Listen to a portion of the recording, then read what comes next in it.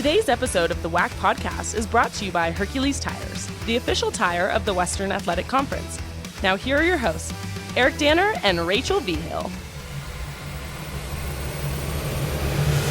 What's going on, everybody? Eric Danner and Rachel Vigil coming at you from our homes on our very last couple of days of quarantine. We hope everybody is staying safe and doing well. Rachel, we hope. Fingers crossed. We can only hope, but hope everybody is doing well. And we have a lot to talk about, starting off with soccer. Both of our soccer tournaments are going on at the same time. So it's been unique, Eric, I would say, to see these happening in the spring. It's like a little bit warmer weather. Usually we're kind of having to bundle up for the weather for our soccer tournaments, but they're actually dealing with a little bit of heat in both places, Vegas and Phoenix. And they're going on at the same time, where usually they're on different weeks. Mm-hmm. So that's a little bit different as well. But yeah, it's in the 90s in both places, in Vegas and Phoenix, which you would imagine in the month of April, whereas when we normally have the soccer tournaments in November, most recently in Colorado Springs and in places like Seattle, can be a little chillier, especially at night. But from what we've heard from boots on the ground, it's been pretty nice weather in both places. I'll take it, especially because it's supposed to snow here in Colorado this week. So I kind of wish we were out there, but of course, safety is the number one top priority. But we do have some exciting news, as Kyle Beckerman was hired for Utah Valley men's soccer after Greg Moss resigned. Have not yet heard word of what Greg Moss will be doing, but I know the Wolverines are very excited to have Kyle Beckerman at the helm. Yeah, that looked up some info on Kyle Beckerman, an all-time great and one of the Real Salt Lake best all-time players. Still was playing recently, as recently a year or two ago, in the MLS. So he's got a pedigree, he's got a name. So that'll be exciting for the folks at Utah Valley to have Kyle Beckerman as their head coach moving forward for men's soccer. Yeah, he played professional soccer for 21 years. He retired in December, so not too long ago. And he finished as the Major League Soccer's all-time leader in regular season games played at 498, Eric. Games started 461, and minutes played as 41,000 minutes. So a top person. I know Utah Valley has to be very excited for this hire. I was impressed when I saw it come across the headlines too. So excited to see what's going to happen in this next year now. And a former player for your Colorado Rapids as well. Yeah, I know. Crazy. All the connections. It's such a small world. They always say that little tidbit, but it's so true that there are just so many connections all over the place. And we actually have another hire too. So, well, I guess technically not another hire. One of the schools that is now entering into the WAC, which is Abilene Christian, lost their head coach, or their head coach is moving on now to be the head coach at UTEP. Yeah, Joe Golding, who had been at ACU for 10 years. Of course, the Wildcats winning a game in the NCAA tournament over Texas, which led to the departure of Shaka Smart, who went to Marquette. Chris Baird from Texas Tech then goes to Texas. So it set off all kinds of dominoes all over the place. But he gets the opportunity at UTEP. And, looking at the message boards and the rumor mill Twitter stuff, depending on what you believe, Chris Jan's name was in the hat as well there. So good for New Mexico State that Chris Jans is staying put in Las Cruces. Yes, and Mario Mocha got the job done by getting a contract extension through 2027 for Coach Jans. His base salary is remaining the same. However, his bonus is moving up. So wanted to keep him in Las Cruces, and Mario was able to do that. Now, we also have a team playing currently in the NCAAs, Eric. Exciting, as Utah Valley is playing Texas State. They are, and this was something we talked about last week, Rachel, where normally in a volleyball tournament where our top team is going to be playing someone like Stanford or a top 5 ranked team. Not to say Texas State is not a very quality opponent, but they aren't a top 5 ranked team. So you figure there's a better potential to win a match in this year's tournament. We'll see what happens. Last I saw, they were actually Texas State was leading Utah Valley as we record this. Well, fingers crossed. And Eric, one thing I want to mention too is I thought the power of social media. We've talked a little bit about this, but before Twitter and the Twitter world sphere took over, there were no games supposed to be called in the first round of the NCAA women's volleyball tournament. However, that got out in the world and they said no. And now ESPN is covering all of the games there. So I just want to say that that's awesome because it's so deserving to have them have games be called live and nationally. Well, and I think especially this year, Rachel. I mean, I know with the WAC Digital Network and as many games and matches as we show on there, I think it's kind of become a given that every single game, every single match in Mhm. those team sports are always going to be available somewhere. And the way that streaming has gone, especially the last 4 or 5 years, it should be doable. And Mhm. kudos to the NCAA and ESPN for figuring that out because you're absolutely right. Those players do deserve having those tournament games up on somewhere. And in this particular case, are on ESPN 3. Yeah, it's really, really great to see. And again, like you mentioned, huge shout out to the NCAA and ESPN for getting that one done. And our last thing before we're going to toss it over to a break, Eric, is Grand Canyon having a walk-off homer to beat Arizona on Tuesday night. And this is amazing. Rachel was in contact, and we'll hear from Roland Vargish in our final segment of this show. After GCU defeated Chicago State, there's still an extra innings over at the baseball field between University of Arizona, ranked number 16 in the country, and Grand Canyon. And Michael Potter was the kind of the normal play-by-play voice of GCU baseball. Heads over to the stadium and gets to see Cheney Ortiz have a solo walk-off home run in the 10th to knock off Arizona. So what a big win for GCU. They're having a great season, and this is shaping up, as we've mentioned before, for a great tournament in Mesa, Arizona at Hohokam Stadium, which is only about a Month month and and a a half half away, away. maybe less than that. It's crazy. I can't believe it. Yeah. And I saw some of the highlights and the pictures, and it seemed like there were so many people in attendance. And I'm sure the atmosphere was so much fun. And it's just one of those big games that you get so excited about when you're like on a college campus. Everybody's excited and hyped. And then to have it end that way, I can't even imagine what it was like afterwards. So huge congrats to the Lopes. I'm sure it was so much fun. But we are now going to take a quick break. But when we return, we're going to be talking with Ben Wilson, the play by play for our men's soccer tournament in Vegas. We'll be right back. Hercules Tires is the official tire of the Western Athletic Conference, and for over 65 years has been providing tires with unbeatable quality at an unmatched value. Whatever the vehicle and whatever the terrain, Hercules Tires invites you to ride on our strength. For a retailer near you, visit HerculesTires.com. Welcome back to the WAC podcast. Eric Danner, Rachel Hill, joined by Ben Wilson, the play-by-play for our men's soccer tournament out in Las Vegas. Ben, how are you? Doing great. We had quite the first day of action. I mean, what better place? You're in Vegas. It's perfect weather this time. Kind of a stark contrast to Colorado Springs a couple of falls ago, right? Snow on the ground. So perfect conditions yesterday. Had two great games. We got 4 goals in regulation. Can't ask for much more than that. And should be a great semifinal slate we have Thursday. I cannot wait for that. But I want to talk about that PK game. You and I were texting after the match. You told me you've never called a PK game. So what was your thoughts on that? No, I mean look, not only is it PKs, I mean just the nature of how intense that is, but you add on top of that the fact that it's win or go home. You've got two teams that were playing so well coming in, and the thing I took away from talking to all of our coaches coming in was they all felt like any team could win the tournament, and especially teams like San Jose State Air Force who were in such good form. Spartans had won 4 straight, Air Force 3 straight. And it's funny, you get to a PK and it's like you just throw everything you've seen over the last 110 minutes out the window. I mean, it really is. It's just raw. Who can score? Who can make a save? And I really felt like for a guy like Kanoa, likewise, he made it was our strong move play of the match, makes the save that sets up the game winner. He was peppered with shots the whole day. I mean, I think San Jose State ended up, I think, with 24 shots, average about 11 on the season, and they took a ton of looks. They had a lot of great looks at goal. I mean, they scored obviously twice, Rudy Castro in the first half. But yeah, you get to a PK scenario, and I think the thing besides just the finality of it and how intense it was that stood out to me was a lot of chatter all match, a lot of great atmosphere from the players and benches. But we got to PKs, it was as silent as could be. I mean, you could hear a pin drop, which was kind of tough. I mean, we're right next to the strip where our field is. The airport's right there too.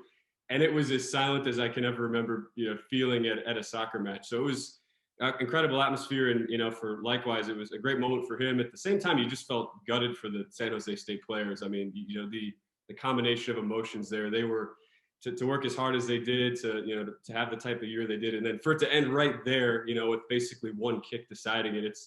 it's so tough, but that's really the beauty of PKs. I mean, it brings out the best and, and the worst as far as emotions go, for both sides. We're talking with Ben Wilson, our play-by-play voice at men's soccer. Ben, Rachel and I were talking the last few weeks leading up to this. Some of these matchups we're looking at, we couldn't believe, Seattle U against UNLV in the first round, Air Force against San Jose State in the first round. These are, potential championship matchups in other years, and such great matchups we're having. With that Air Force, San Jose State, you had a chance to talk to Doug Hill, the head coach of the Falcons. What did it seem like the Air Force mentality was? Is it kind of they're playing with house money as a 6th seed getting into the semifinals? Yeah, I honestly, I feel like, and he kind of explained it as though they felt like their season broke into 2 parts, and they, just the way the scheduling played out, he looked at it as they played all the top half of the teams in the standings right away, and they did struggle early, but he felt like they made a big, one of their big lineup changes. We saw London Agadu, he was their first team all conference player as a defender, but they moved him up a little further on the pitch, more of a defensive central midfielder, but giving him the freedom to kind of attack and push higher up the pitch. And it finally started to I guess, open, the dam broke a little bit from their offensive output. They were really struggling to score goals. Teams would sit back on them, make it really tough. And that sort of changed things because Coach O was saying they started finally scoring some goals early in matches, which opened up things a little bit more. I think that combined with the fact that again, he felt like they were fortunate. They played some of the teams at the bottom of the standings toward the end of the year and got into a good kind of rhythm and just a sense of belief in their team. I think the one thing that has stood out to me with this year's Air Force team, Eric, is that normally they're very senior heavy. They normally have 8 to 9 seniors, and it's kind of traditional for a 4-year program. They don't really do red shirts. They have the option, some guys can go to the Air Force prep school for a year, since the whole idea is once you go to the academy, you're going to be graduating in 4 years. So just by nature, not many underclassmen get to have that opportunity to play right away. This year was totally different. They only had 4 seniors, had to rotate in a lot more players than they normally do just because of the truncated year. So a lot of these underclassmen, I feel like, too, kind of grew into their positions. We saw a number of them step up in big moments yesterday, kind of, combining with some of the senior leaders they have. So I don't know if it's really quite lightning in a bottle, so to speak. I think it's more just been a gradual increase in their overall productivity and just their general belief. We saw it come to a head yesterday. In both matches yesterday, it seemed like there was kind of heroes for both teams. So who impressed you the most, would you say? Yeah, you talk about heroics, at least on the Seattle side, the big talking point was they had so many players out, and that's just been the microcosm of this season. We thought I think it was 5 of their 6 midfielders and attacking players who would be out. It ended up being, they got one of them, Abdul Kuku, just cleared right before the match. That was 4 of their top players, including Noe Meza, who was first team all WAC, one of the best attacking players in the conference. And you just had to feel like you're behind the 8 ball. You've got so many of these guys out. You're on basically a road match, taking on UNLV, the tournament hosts. But you think about what happened with Munir Hussein. Here's a guy who he scores the game-winning goal, and to me, that was the story of yesterday. I felt like, from an individual perspective, that jumped out to me because he was coming off an ankle injury, had not been cleared to play. There were also the COVID protocols as well. He literally gets on a flight in Seattle at 7 a.m. yesterday. Keep in mind, the match kicks off at 11 in Las Vegas. It's about a 2.5 hour flight. So the coaches hadn't seen him.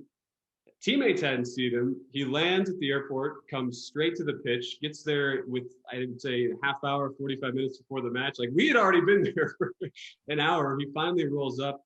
He had a walking boot on, still trying to support his ankle. Comes off the bench, had no idea how much time they'd get out of him. And against the run of play, UNLV had all the possession. I think it was 76% in the first half. Scores the game winner. It was one of those moments that I feel like you only see in a win-or-go-home type scenario, WAC type tournament.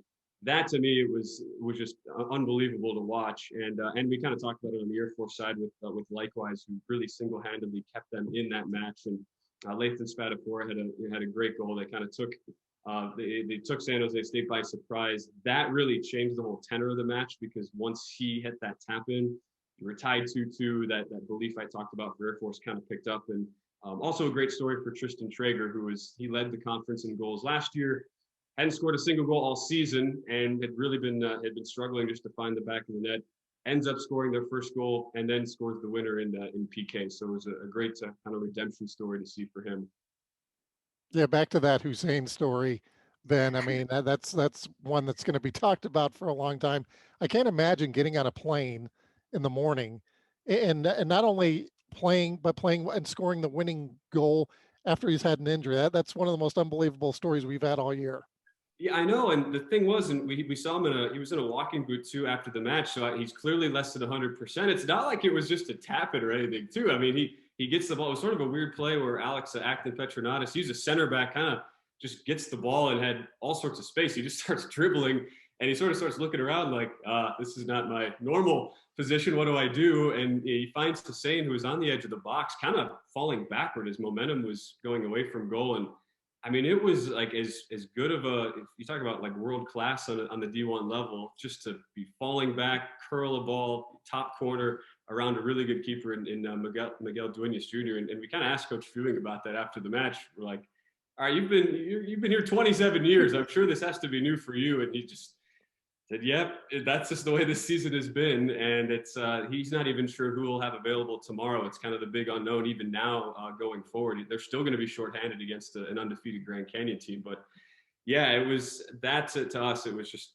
unbelievable to watch that play out. And you could see too the emotion. I mean, the celebration. They were so excited for him to be able to just get that opportunity and to make the most of it.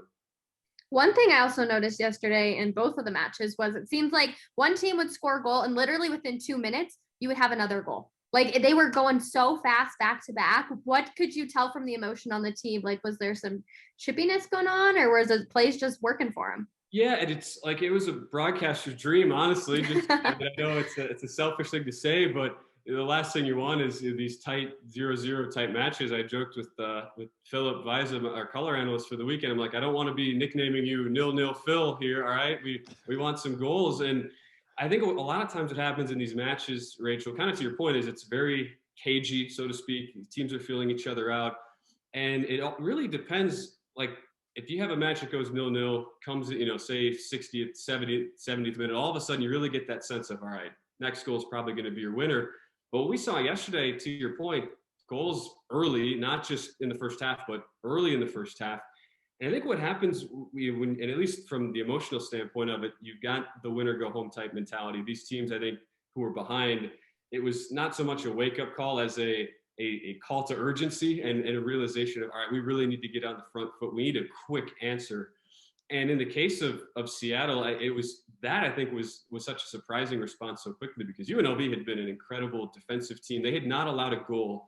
And I think it was by the time that goal was scored, it was over 460 minutes at full strength that they had not conceded at home all year.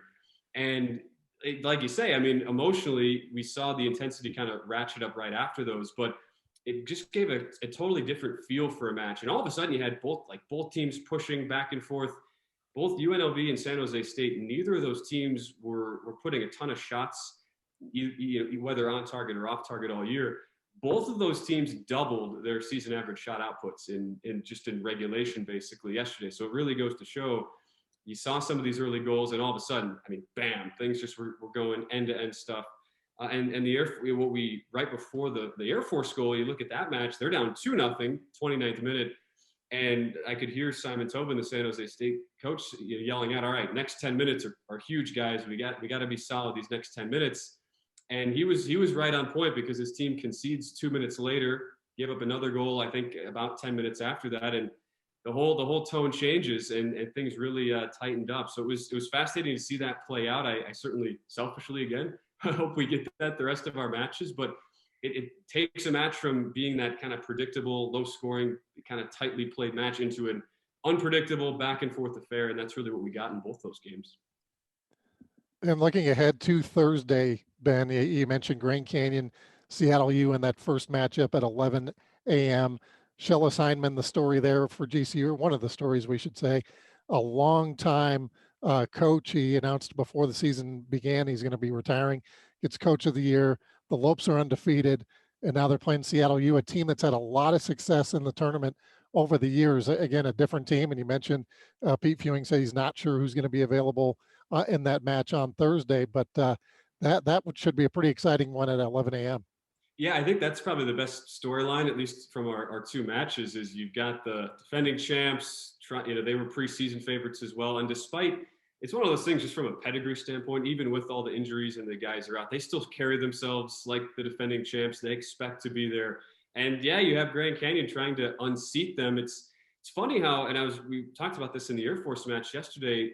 Historically, we've seen in a lot of these tournaments that top seed, especially teams that come in undefeated or with a really strong record, have actually struggled. Seattle's kind of the one team that's been able to really push through. They were the previous undefeated team to do it 2 years ago. They had just the one draw and the 10 wins in the regular season, and they come out and they kind of held serve, so to speak, and they won their conference, made it to the second round of the NCAAs. But in a lot of these tournaments, like Air Force, their last 2 NCAA tournament appearances were actually at large bursts when they were the top seed, had been upset. So usually there is a lot of pressure, especially when you've got a team that is undefeated. You've got you have the bullseye, so to speak, top 15 in the country. But the narrative here with Heineman that you mentioned, I think that's the one thing though that probably changes it a little bit. I think he admitted even before the last couple matches, he was as nervous as he'd ever been since he was coaching FC Dallas in an MLS Cup. I mean, that's a pretty big time comparison to make. And I think when you think about Grand Canyon, he even admitted he's felt like they've really played kind of with his final season in mind this whole year, and they've really wanted to make it about the coach. And I think you've seen for the teams that have had success this year, they've kind of focused in on like a singular theme, because it has been so tough just to find consistency, and especially soccer, one of those sports, so many players from the international different countries, and so getting them all together was really tough in the COVID era.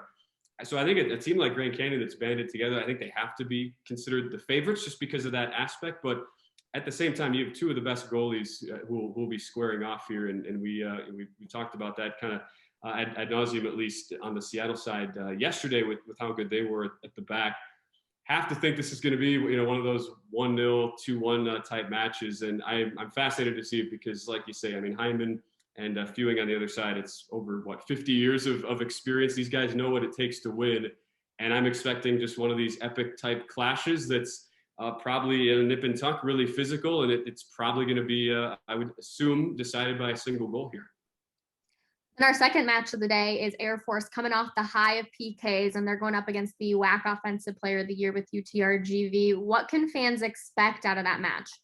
Yeah, I honestly think I'm tempted to say UTRGV might have the most talent, just top to bottom of any of the 6 teams. It's been a fantastic rise for them, and we'll actually be talking with Coach Hancock here shortly this afternoon. A team that was picked 8th in the preseason, had a ton of guys graduate from last year, haven't had a ton of historical success. They're trying to close in on, it would be their first ever NCAA tournament appearance. But I think when you look at them, they've got that rare combo where you have you have a top offensive player and a really good keeper as well. And so UTRGV, they've got what it takes, I think, at the front and the back. They have 2 of the top goal scorers in the WAC. And they've really, you talk about the sense of belief on the Air Force side. I think that has really translated to UTRGV this year, because they've only lost the 1 match. They beat Seattle in the season opener, which I really feel like just went a long way toward their overall confidence.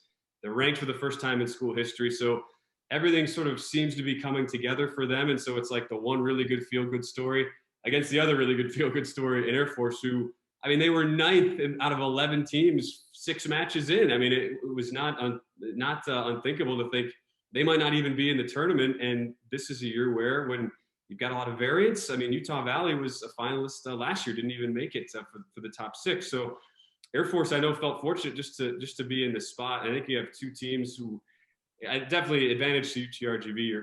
You have the rest. They don't go very deep at all. They only play a couple guys off the bench a game. I have to give them the upper hand just because Air Force coming off that emotional, draining double overtime game. But we've seen teams, the bye can hurt teams sometimes just from the nerves sort of pick up, and you're kind of waiting to get your footing. And Air Force was just here. They won a game in dramatic fashion. So I wouldn't be surprised to see any result. But that's really, I think, 2 teams who, at least in the second half of the year, have impressed me the most from, if you're looking outside of the Grand Canyon angle. Yeah, William McKeough getting the WAC Offensive Player of the Year, and Brahim Hancock, as you mentioned, Ben, what a tremendous first year head coach at UTRGV. And then the championship, all these games will be on ESPN Plus. Championship will be on Saturday. So we'll be looking forward to that as well. Ben, I want to thank you for taking some time out. Good job on Tuesday. And we look forward to hearing your call with Philip on Thursday and Saturday. Yeah, absolutely. Thanks, Rachel and Eric. It's going to be a blast. We're really looking forward to it, and hopefully we get more goals and more excitement. That's always the hope. Should be a great match regardless. All right, that is Ben Wilson. Coming up next, we're going to talk to Roland Vargish, break down some women's soccer. You're listening to the WAC Podcast. We would like to thank our sponsors of the WAC Podcast, Hercules Tires and Adidas. Now, back to Eric and Rachel.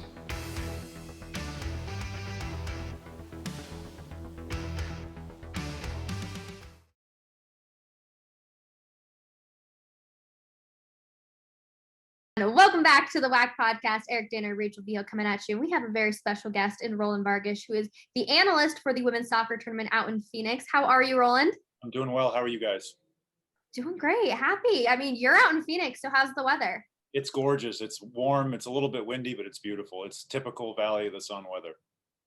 Roland, we're both very jealous of this because it's supposed to snow here in Denver, maybe tonight, maybe tomorrow as well. So we wish we were in the Valley of the Sun for more than one reason. As Rachel and I have discussed our illnesses on the podcast over the last few weeks, would much rather be in the Valley of the Sun than in the Valley of the hallway of the house currently. So, but in that tournament, we're recording this on Wednesday. So Tuesday was our first matches.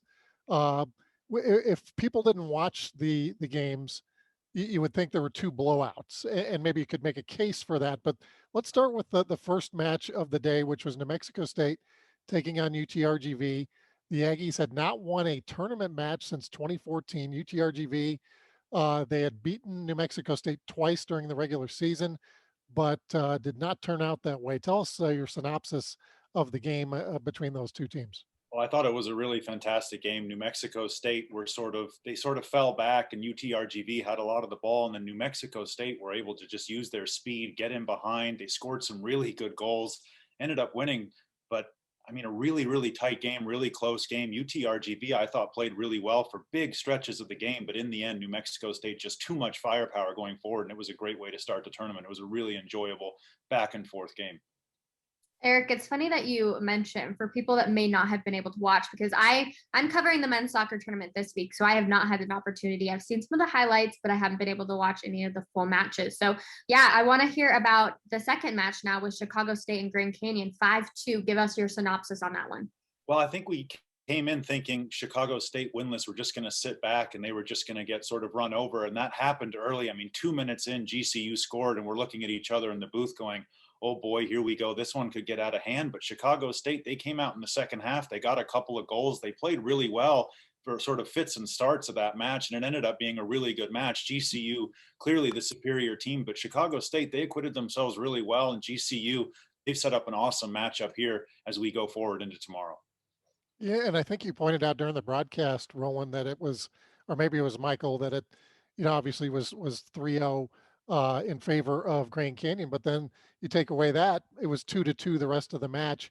And for Chicago State, I mean, it's a moral victory, but for them to play relatively well against Grand Canyon, while GCU's at home, that's a pretty good starting point anyway for the Cougars. Yeah, it certainly is. And they scored two really good goals as well. I mean, those were goals that any player on any team here in the Western Athletic Conference would be proud of. I mean, they were really top shelf goals. So I thought Chicago State played really well. They just had some individual mistakes. They just had some breaks go against them. But I mean, I thought Chicago State really acquitted themselves well. A huge, or I should say, I don't want to say blow, but unfortunate news comes out of Seattle, who they're not going to be playing with their top goal scorer, which is Sydney Carr. She was around somebody who tested positive for COVID, and due to the COVID guidelines, she won't be playing on Thursday. How does that affect their momentum going forward, Roland? I think that's the big question for tomorrow. Sydney Carr is not just one of the best players in the WAC. She's one of the best players in the whole country. She's been absolutely brilliant this year. A huge credit to Seattle U for bringing her up there to the Pacific Northwest. Her out of that game, I mean, that changes the offense a lot for Seattle U. They're going up against a team with momentum, Seattle U having the first round bye. So Sydney Carr being out of there, they've just got, it's cliche, but they've got to have other players step up. They've got to have some strength and depth, which they do have with the Redhawks. We know for a long time that Seattle U has been one of the class teams in the Western Athletic Conference. So it's going to be interesting to see, though, what they do without their main player going forward. We're talking with Roland Vargish. And Roland, I don't know if you had a chance to watch the men's match before your 3 o'clock match where Seattle U knocked off UNLV. Now, if Julie Woodward of Seattle U needs any advice on how to deal with some COVID protocols, just needs to call Pete Fewing. They were down 5 players in that match against UNLV, including Noe Meza, first team all WAC selection.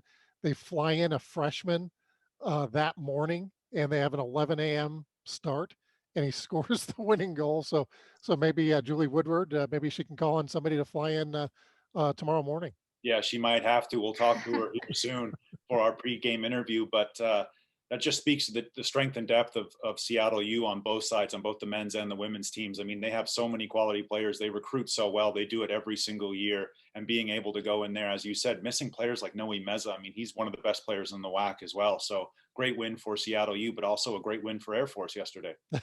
You have to get that in, don't you? Had to. To give people a little background, Roland is a Colorado Springs. Well, you're not a native because you've been all over the world, but that's your current hometown, and that's the team that you cover. So you cover men's soccer, but you also cover a lot of different sports. Tell us a little bit about your broadcasting background there at the academy. Yeah, I'm all over the place at the Air Force Academy. Luckily enough, the last couple of years, I've been able to do the wing open boxing, which is one of my favorite events to do at Air Force. You don't see a lot of boxing at the collegiate level. I've also been working some gymnastics events. Again, don't see a ton of gymnastics at the collegiate level. Seen some world-class gymnasts. We had Oklahoma and Stanford coming in. They've been splitting the last few national championships. They've got a bunch of guys who are going to the Olympics or potentially going to the Olympics if we can get those worked out in Tokyo. So just been all over the place with Air Force. It's been a fantastic opportunity and one of the favorite things I've done in my career. I want to hear, how will they match up against UTRGV on Thursday? It's going to be difficult, with these teams that have the first round bye and then just those couple days of rest, especially after you play in a place like here in Phoenix or you play out in Vegas with that heat. It saps you. But Air Force do have some strength and depth. They haven't had any issues really with injuries going into this tournament. So I think the Falcons are going to be able to have a good match. Getting back to the women's tournament, Seattle U taking on Grand Canyon. We've seen Julie Woodward take on Chris Sissel many times in the WAC tournament, and this has been his kryptonite, Roland, as he was 0-5 against Julie Woodward in the WAC tournament. And in fact, she defeated him 3 times when he was at UMKC for the championship. What's it going to take for GCU to potentially knock off the Redhawks and get to the championship? Use what they've built here at home. It was a split season here between Seattle U and GCU. GCU was able to win the last game. So those were up in Seattle. That's a really difficult place to go and play. So I think GCU they were able to rest a lot of players yesterday. They kept making constant substitutions both in the first and the second half. So yes, they had to play a game. Yes, they're on short rest, but they were able to keep a lot of players fresh there in that game yesterday against Chicago State. I think GCU has a real chance if they can use some of that energy of the youth, that energy of some of those fresh legs and take on a Seattle U team that, as we mentioned, has been struggling with some players out, some big key players out for the Redhawks.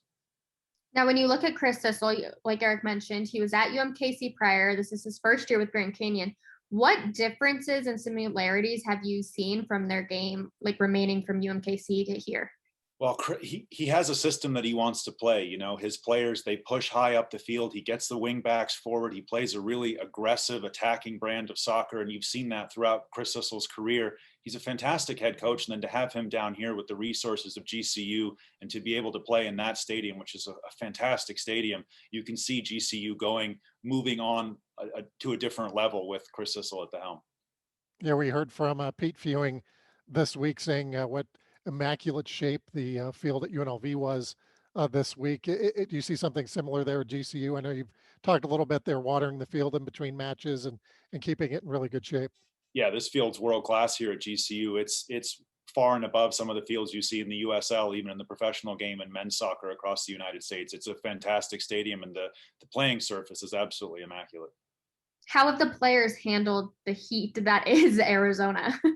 Yeah, so we didn't actually have mandatory water breaks yesterday because the humidity was so low that it didn't hit that heat index for the mandatory water breaks, yet it was pretty hot, and I felt like they maybe should have had the water breaks. In the first game in the mid-afternoon, there was an injury halfway through that first half, and both teams used it as a way to sort of have an impromptu timeout, get some water and things like that. And then you see a lot of the ice towels going on the neck during halftime and things. So I think the players have been handling it well. We didn't see too many players like suffering from cramp or anything like that yesterday. So I think the teams have been just sort of hydrating on their off days and doing their best. But the conditions yesterday, at least, were perfect for soccer. Just a little bit of breeze. And then as that sun started to go down, the conditions couldn't have been better.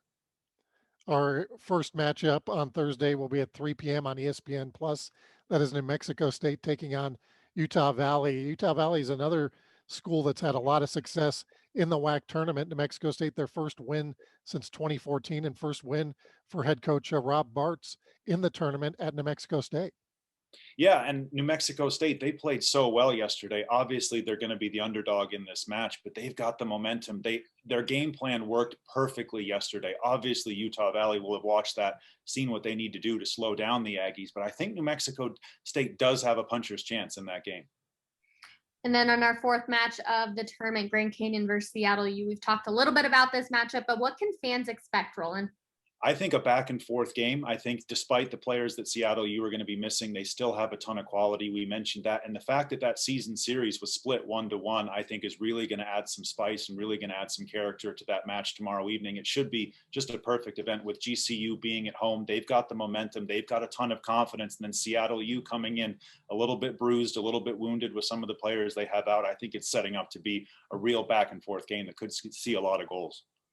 Roland, we've been able to talk to all the head coaches. As you mentioned, we'll be talking to a couple more later on today. But with Coach Bartz, you guys bonded over your Premier League fandom.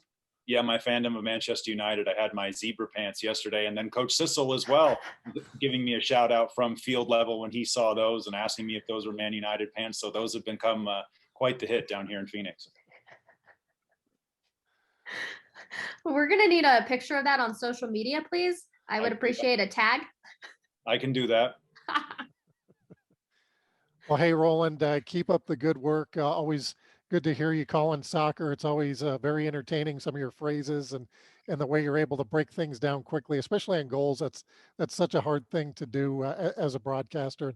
Really enjoyed listening to you and Michael Potter's conversation yesterday. I really appreciate it. I thought it was just a fantastic, perfect way to start this WAC women's tournament this year. We had two really good games and two games that couldn't have been more different, but were both in the end really enjoyable, fun watches. I think we're going to have more of it tomorrow evening as well. It's been so far just 2 games in. It's been a fantastic tournament, and I'm just honored to be a part of it. Roland, I have one request.